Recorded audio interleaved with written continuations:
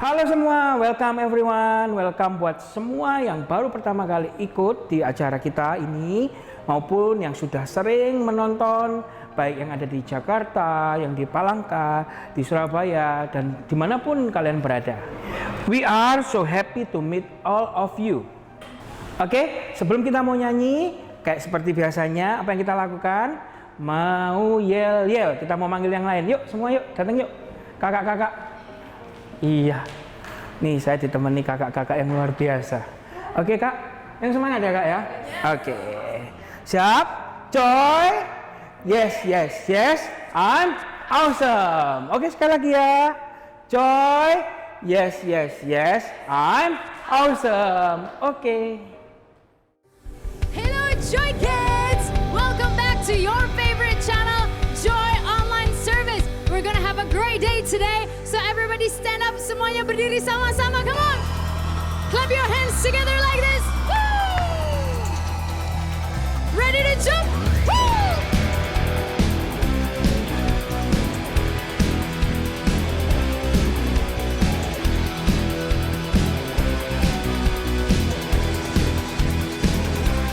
Sing it together. Ku bersandar padamu,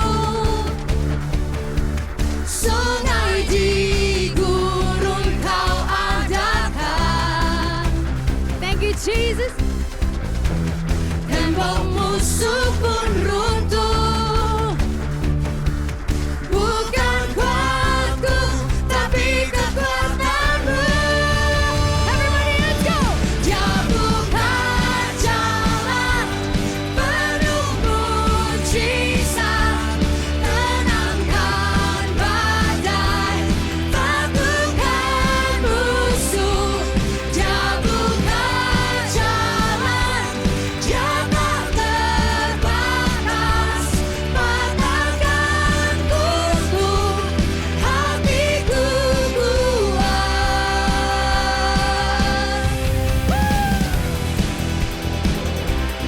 Tepuk tangan yang tinggi dong di atas kepala kita, come on. Ku bersandar padamu, sungai di gurun kau adakan. Oh, we thank you Jesus. Tembok musuh pun runtuh. Joy Kids katakan sama-sama. Bukan kuatku tapi kekuatanmu. Get ready, come on.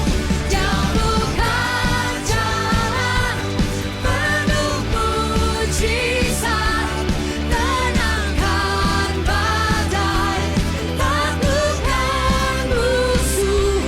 Dia bukan jalan, dia tak terbatas, patahkan kuku, hatiku kuat.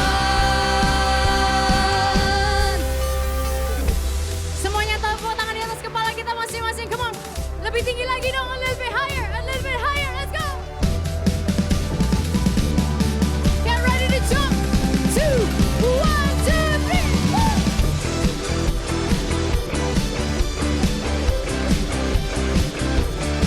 We celebrate you, Jesus. Sing it together. Dia bukan jalan penuh mujizat, tenangkan badai, taklukkan musuh. Dia bukan jalan, dia tak terbatas, patahkan kuku, hatiku kuat.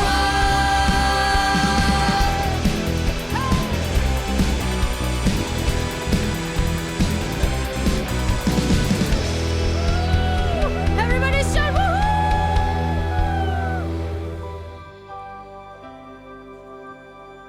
We praise you, Jesus. Penasehat di hidupku, penghibur bagi jiwaku. Katakan ya Roh Kudus, ya Roh Kudus, penolongku,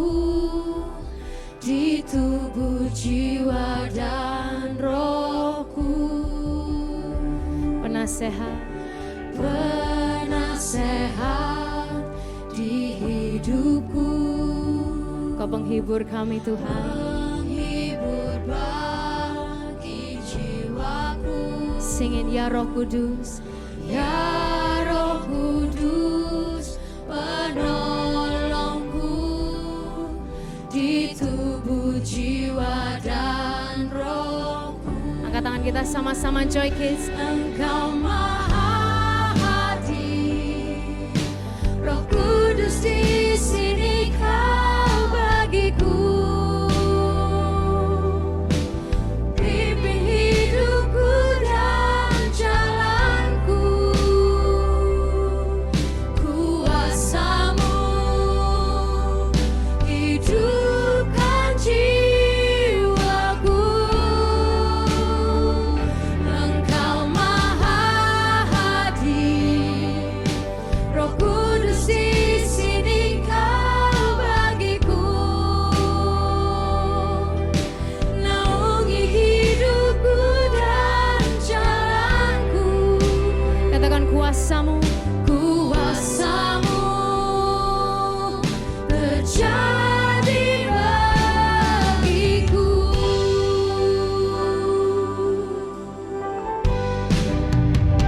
Sama-sama nyanyikan. Penasehat di hidupku, penghibur bagi jiwaku. Ya Roh Kudus, ya Roh Kudus, penolongku di tubuh, jiwa dan rohku. Angkat tangan kita sama-sama katakan. Engkau Maha Hadir, Roh Kudus di sini kau bagiku. Yes Lord, pimpin hidupku dan jalanku. Kuasamu, kuasamu hidupkan jiwaku. Engkau Maha Hadir, Roh Kudus di sini kau bagiku. Ya Tuhan, naungi hidupku dan jalanku. Kuasamu terjadi bagiku.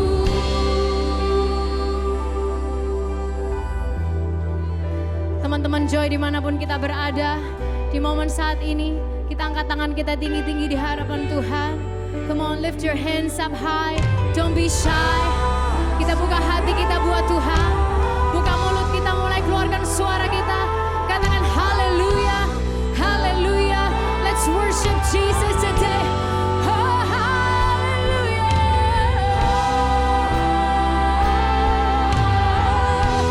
We praise you, Jesus.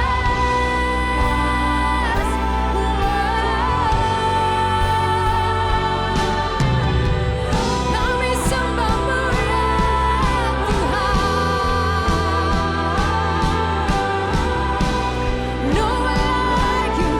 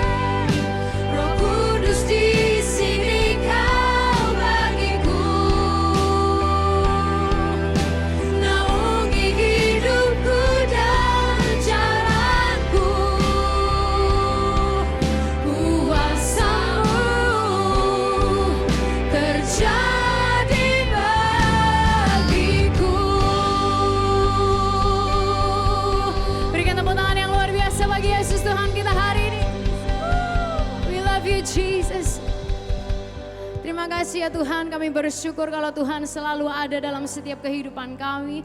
Kau menjagai kami, Kau menyayangi setiap kehidupan kami Tuhan. Dan even saat ini, right now, Tuhan ada di setiap ruangan dimanapun kami berada ya Tuhan. Dan yakinkan kami bahwa Tuhan gak pernah ninggalin kami, Engkau selalu menyertai kami. You are always on our side and we just love you Jesus today. Terima kasih ya Tuhan, besertalah bersama kami semua hari ini. Hanya di dalam nama Tuhan Yesus kami sudah berdoa semuanya joy dengan super semangat, katakan amin. Tepuk tangan yang luar biasa dong. Oke, kita sudah selesai mendengarkan pujian. Nah, habis gini adik-adik, kita kayak biasanya kita mau main games. Siapa yang mau main game? Angkat tangan. Angkat tangan. Ya. Oke, sebelum main games, Uncle Ganda nggak bisa sendirian dong. Pasti perlu orang. Yuk, sini. Nah, sebelum mereka datang, coba tebak ya, gamesnya apa namanya apa ini?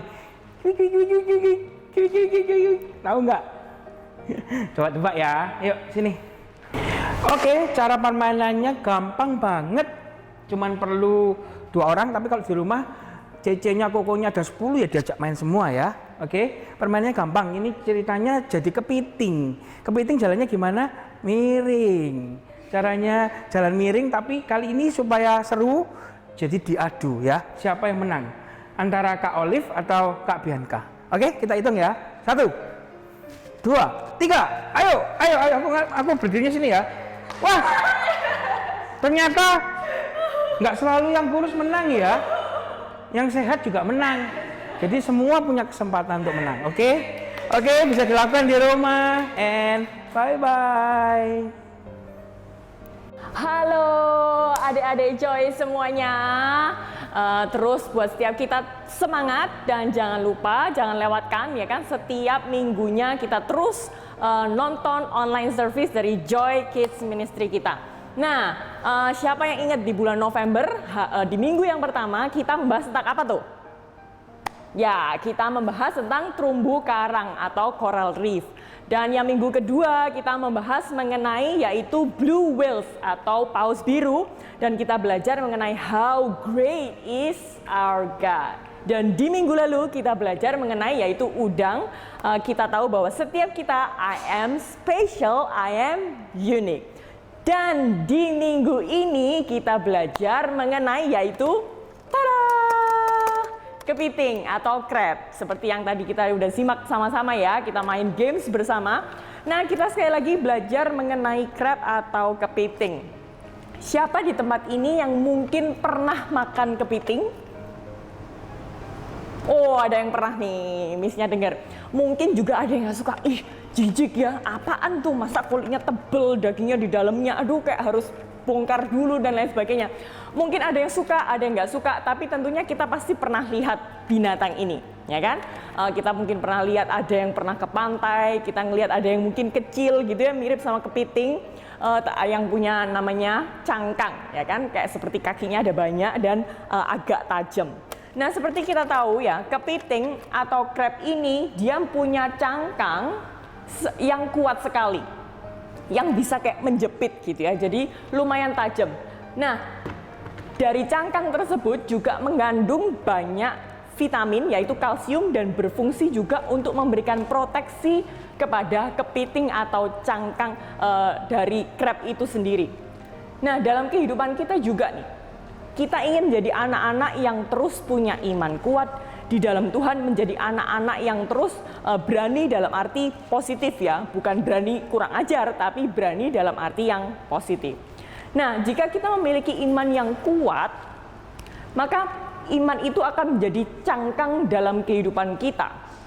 Ini hanya ilustrasi ya, tetapi waktu kita punya iman yang kuat, kita seakan-akan seperti kayak kepiting yang hari ini digambarkan, yaitu seperti cangkang yang melindungi dirinya pribadi.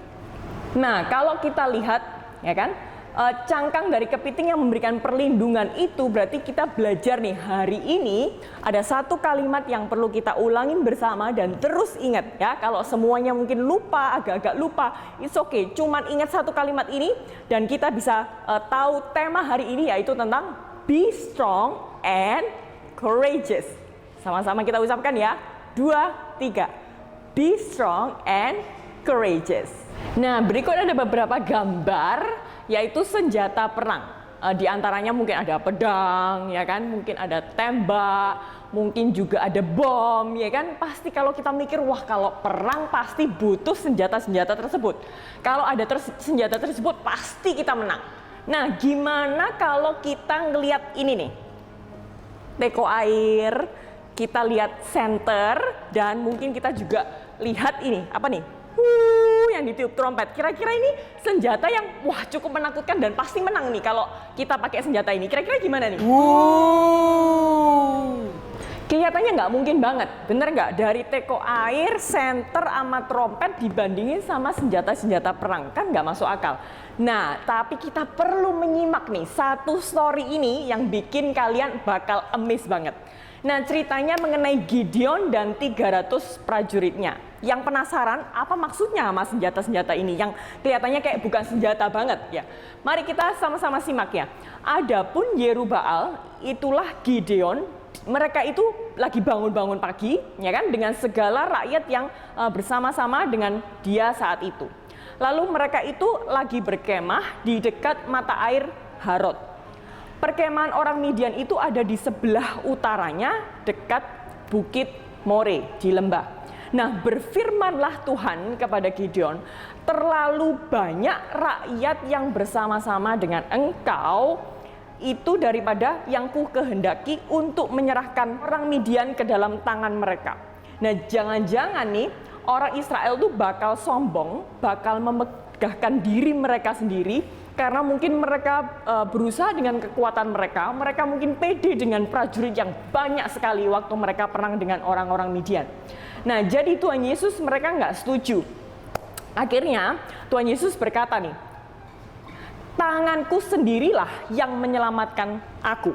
Maka sekarang serukanlah kepada orang itu demikian. Siapa yang takut dan gentar, biarlah ia pulang enyah dari pegunungan Gilead. Lalu pulanglah 22.000 orang dari rakyat itu dan tinggallah 10.000 orang. Nah, kita menyimak bersama bahwa Gideon itu bersama dengan prajuritnya yang banyak banget. Dan Tuhan kurang setuju karena jangan-jangan pikirnya Tuhan, kalau mereka bertarung dengan banyaknya prajurit, mereka akan menang dan mereka merasa dengan kekuatan mereka sendiri. Makanya Tuhan bilang kepada Gideon untuk menyisihkan sedikit aja rakyatnya supaya tahu bahwa kemenangan yang diberikan kepada Gideon itu adalah daripada Tuhan. Nah, akhirnya Tuhan berfirman kepada Gideon, masih terlalu banyak.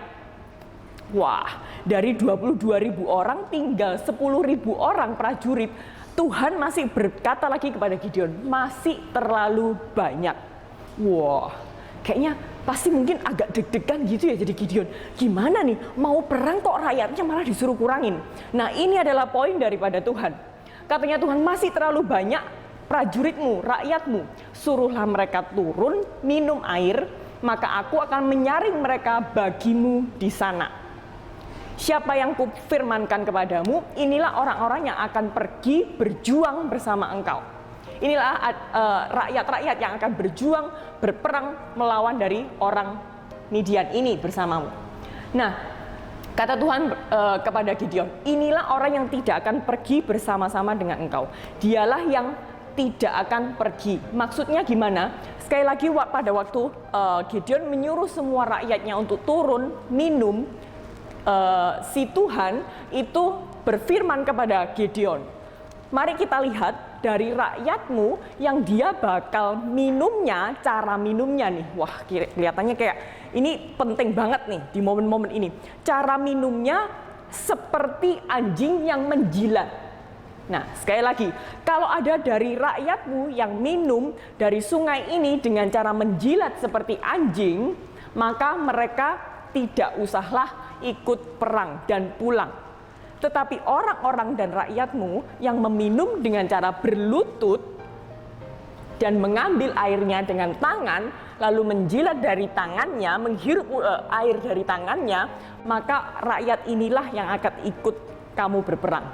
Nah, akhirnya setelah Gideon melihat semua rakyatnya minum, hanya 300 orang atau 300 rakyat yang meminum dengan cara menghirup air dari tangan mereka.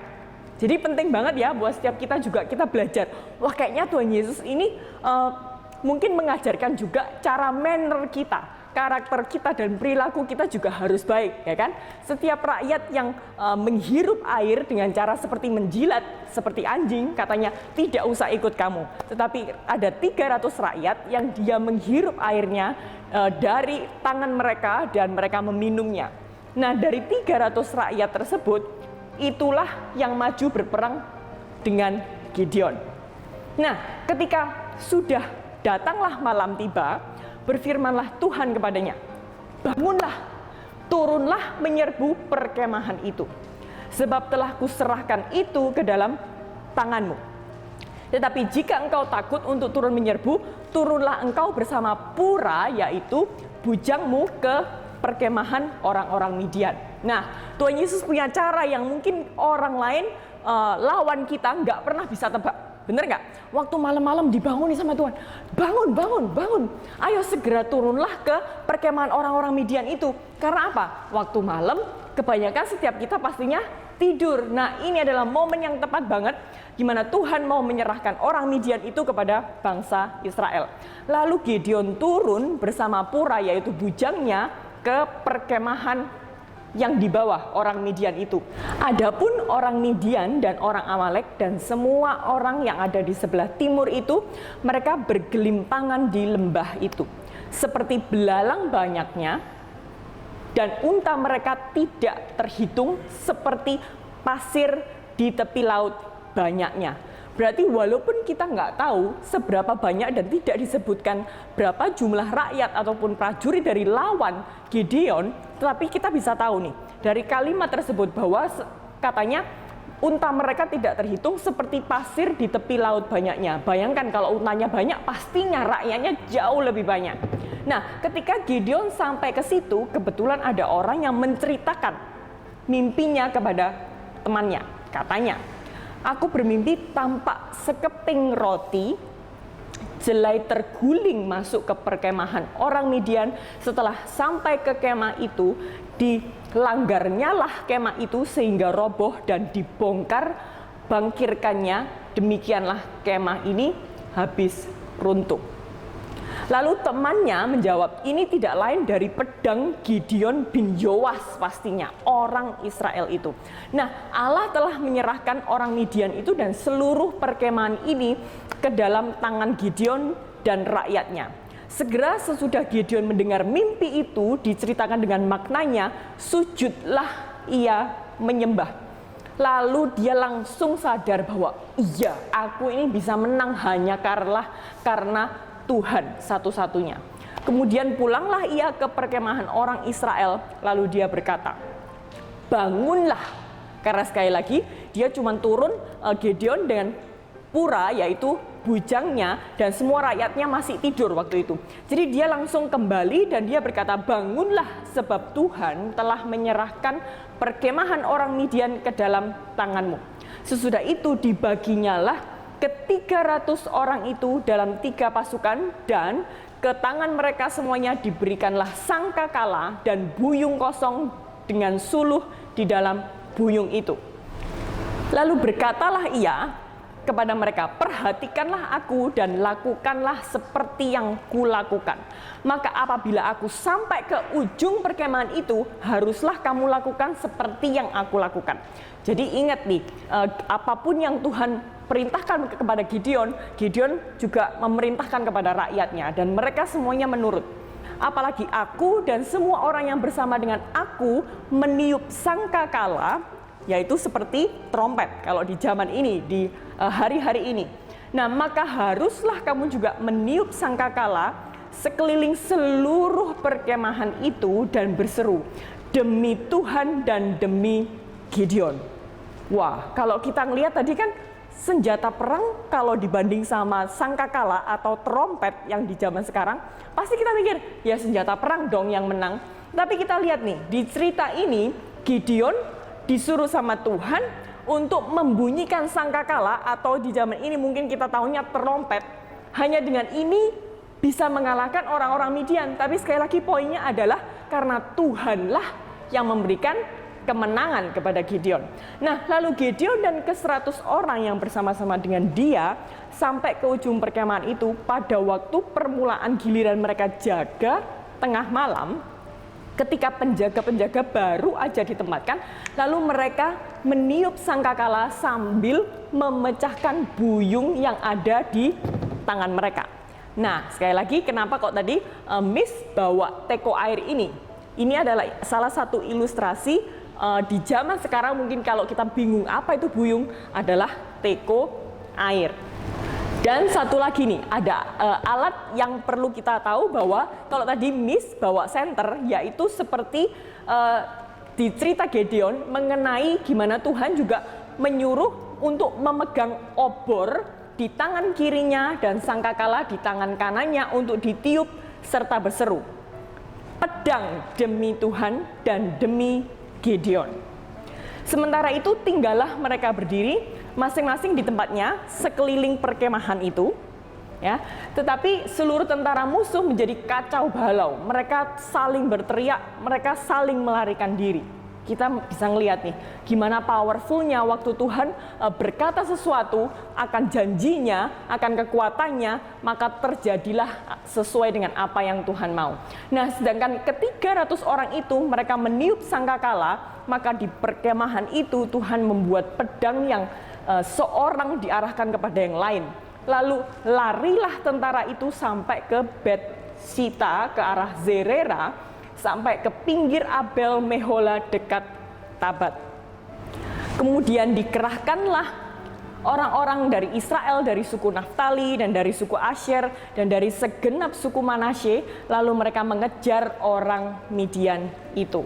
Nah, Gideon juga menyuruh orang-orang untuk pergi ke pegunungan Efraim dengan pesan, turunlah menghadapi orang Midian dan dudukilah segala batang air sampai ke Bet-bara dan juga sungai Yordan.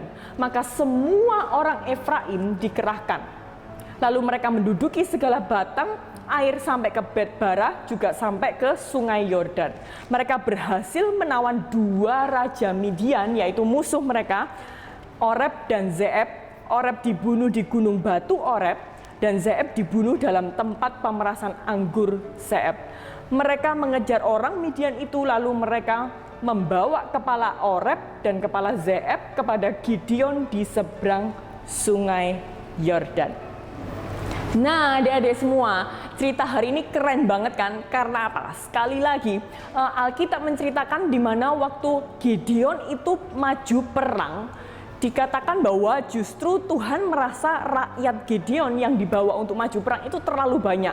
Dan akhirnya Tuhan menyaring hanya Gideon dan 300 rakyatnya atau prajurit. Sedangkan musuhnya itu dikatakan untanya aja nggak bisa dihitung. Untanya aja seperti pasir di laut.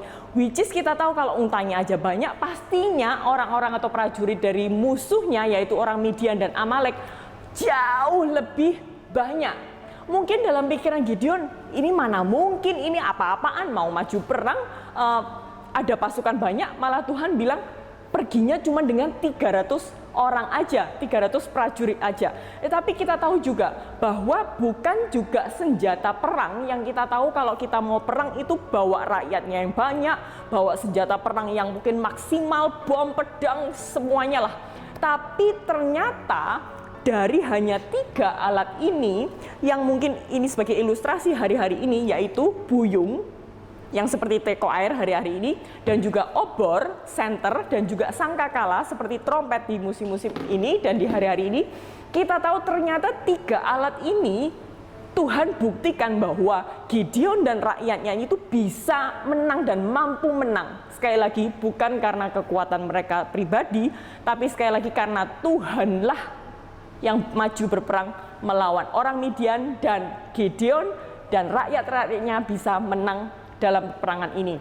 Nah, sekali lagi kita perlu belajar bahwa dari kepiting atau crab ini penting banget untuk kita tahu bahwa ada iman yang kuat, be courageous, be strong and courageous, Itu penting banget buat setiap kehidupan kita. Seperti cangkang kepiting yang membuat kita iman kita kuat, kekuatan kita di dalam Tuhan, dan kita terus mau belajar, yaitu sekali lagi mari kita ucapkan bersama, be strong and courageous. Nah, bagaimana caranya? Sekali lagi, untuk kita terus punya iman yang semakin kuat dan pendengaran kita akan kata-kata Tuhan, akan firman Tuhan itu semakin kuat. Sekali lagi, gimana caranya kita bisa mengenal Tuhan? Yaitu melalui baca firman-Nya, baca kata-kata Tuhan melalui firman Tuhan, yaitu dari Alkitab. Jadi sekali lagi, untuk setiap kita perlu tahu bahwa karena iman itu timbul dari pendengaran, dan pendengaran oleh firman Tuhan. So sekali lagi, be strong and courageous. Oke, ayat penuntun kita hari ini adik-adik yaitu di Hakim-Hakim 7, Judge 7.